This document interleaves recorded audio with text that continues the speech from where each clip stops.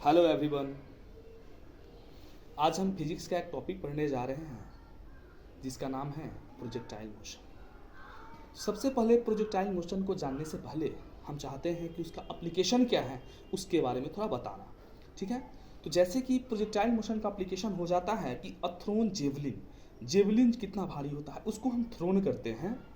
ठीक है, तो वो क्या होता है कि उसका वेट ज़्यादा होता है। तो वेट ज़्यादा होने के कारण क्या होता है कि उसको हम एक प्रॉपर एंगल पे फेंकते हैं ताकि वो क्या होगा, ताकि वो मैक्सिमम हाइट मैक्सिमम डिस्टेंस ये सब कवर कर पाएगा। दूसरा होता है एक फायर्ड बुलेट, ये भी एक एग्जांपल है प्रोजेक्टाइल मोशन का। एक किक्ड फुटबॉल, ये भी एक एग्जांपल है प्रोजेक्टाइल मोशन का। तो projectile motion has a wide range of application in the field of physics and engineering.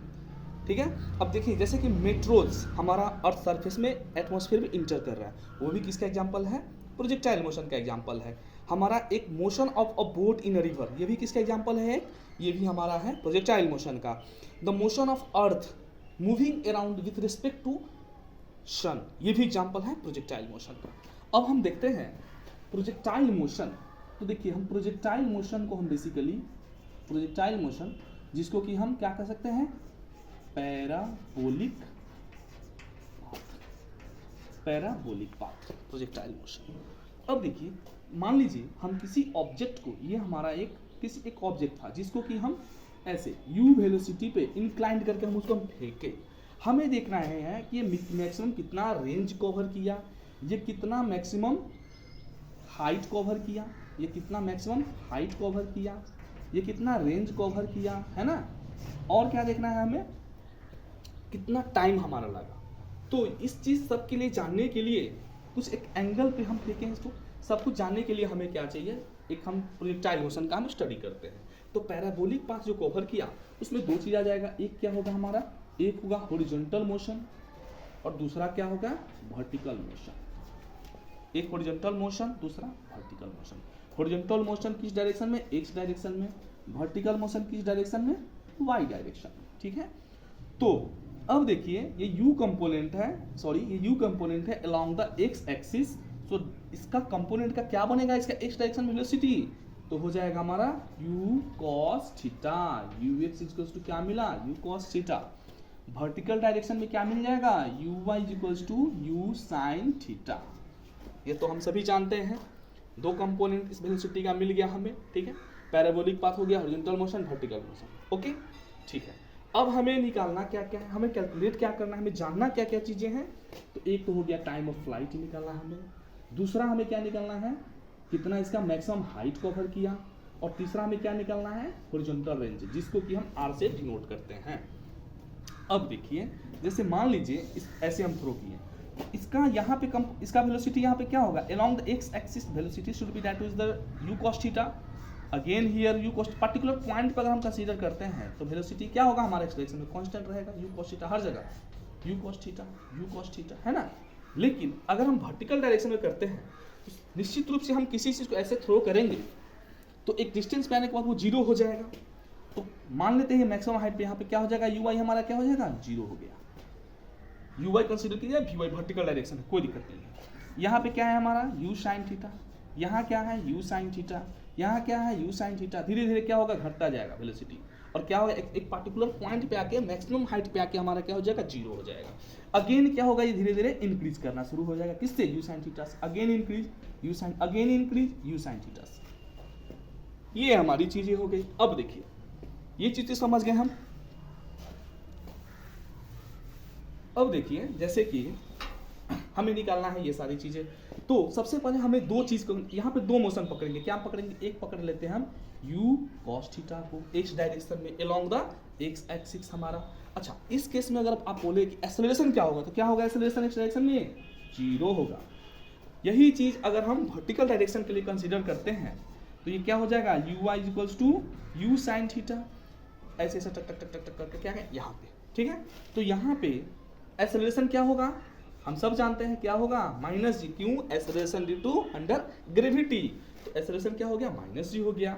अब देखिए यहाँ पे अगर पूछा जाए कितना टाइम ले रहा है, तो हम जानते हैं मोशन इन 1D में स्टडी किए थे, t क्या होता है u/g। यहाँ क्या हो जाएगा, t equals to u upon g. ठीक है, ये कंडीशन हम देख लिए। अब हमें टाइम ऑफ फ्लाइट अगर निकालना है तो टाइम ऑफ फ्लाइट निकालने के लिए t इक्वल्स टू क्या हो जाएगा, 2 इंटू टी। सिंपल सा, 2 इंटू टी का वैल्यू क्या है, u अपॉन जी।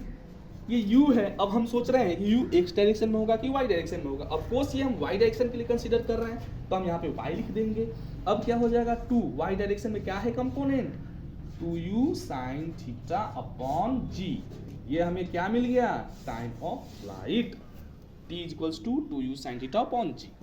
अब अगर हम मैक्सिमम हाइट निकालना चाहें तो मैक्सिमम हाइट के लिए ये कंडीशन क्या हो जाएगा, मैक्सिमम हाइट के लिए h इज इक्वल्स टू हम जानते हैं क्या होता है, u square upon h is equals to होता है हमारा यू स्क्वायर अपॉन 2g। यहाँ पे कौन सा लग रहा है, h is equals to u square upon g लग रहा है, यहाँ पे भी यू स्क्वायर g लग रहा है ना, h इज इक्वल्स टू। अब यहाँ पे पुट कर देंगे तो h इज इक्वल्स टू क्या हो जाएगा, यू स्क्वायर, कौन सा डायरेक्शन में, वर्टिकल डायरेक्शन में हाइट हमें चाहिए, तो यू वाई क्या हो जाएगा, again you square sine square theta upon 2g। ये हमें क्या मिल गया, मैक्सिमम हाइट। सिंपल सा, सिंपली हम कैलकुलेशन कर पा रहे हैं इसको। अब हम अगर बात करते हैं कि हमें रेंज चाहिए r, तो r केस में क्या हो जाता है, 2ux इंटू यू वाई।